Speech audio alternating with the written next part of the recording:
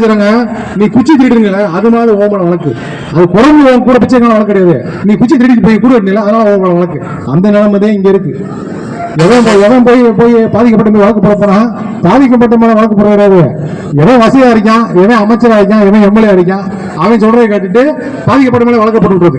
அப்படித்தான் காவல் நிலையங்கள் இருக்கு. அதெல்லாம் நீங்க மாத்தணும். நிறைய சிஸ்டம்ல மாற்ற வேண்டியிருக்கு. ரஜினி அவர் சூப்பர் ஸ்டார் ரஜினி அப்படித்தான் சொன்னாங்க. இங்க வந்து ஆள் மாற்றம் ஆட்சி மாற்றம் வந்தா போகுது, சிஸ்டத்தையே நீங்க மாத்தணும். நீங்க எல்லாமே நீங்க மாத்தினாதான் அடுத்து நீங்க தொடர்ந்து நீங்க ஆள முடியும்.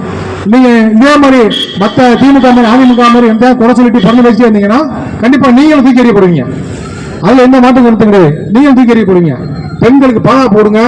இது வந்து நாங்க மக்கள் உரிமை பாதுகாப்பு விழிப்புணர்வு சங்கம் வந்து இது ஒரு சிம்பிளா நாங்க வந்து கொடுத்த உங்களுக்கு ஒரு வலியுறுத்தியும் போடுறோம். நாங்க கண்டனம் போடல, கண்டன ஆர்ப்பாட்டம் போடல, ஆர்ப்பாட்டம் பண்ணல, உங்களுக்கு வலியுறுத்துறோம். அதாவது முதலமைச்சர் வந்து உங்களோட பொறுப்பு. ஏன்னா உங்களை நம்பித்தான் மக்கள் வாக்கு செலுத்திக்காங்க.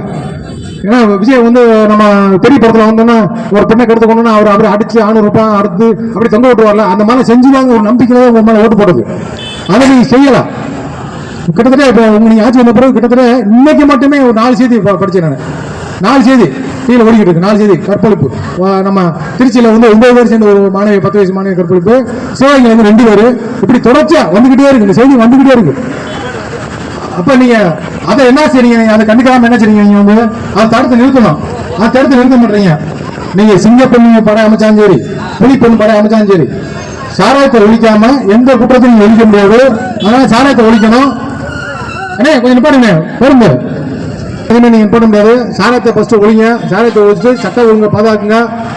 காவல்துறை வந்து என்னென்ன கஞ்சா விற்கிறான், பிரைவேட்ல விற்கிறான், எந்தெந்த சாராய காலையில் ஊட்டுறாங்க, கள்ளச்சாரம் ஊட்டுறாங்க பார்த்து தடுத்து நிப்பாட்டிட்டீங்கன்னா உணவு சட்டம் ஒழுங்கு பிரச்சனையாயிரும். பெண்கள் பாதுகாப்பாக இருப்பாங்க. நீங்க வந்து இந்த அரசு வந்து உடனே சட்டம் கொண்டு வரணும். நம்ம தொலைக்காட்சியில கைபேசியில எல்லாத்துலயும் வர அந்த ரீல்ஸ், அந்த அரை நிறுவன அந்த ஆட்டங்கள் எல்லாமே வந்து தடுத்து நிப்பாடணும். குழந்தைங்க மனசுல தவறான போகக்கூடாது. அதெல்லாம் தடுத்து நிப்பாடணும் கேட்டுக்கொள்கிறோம்.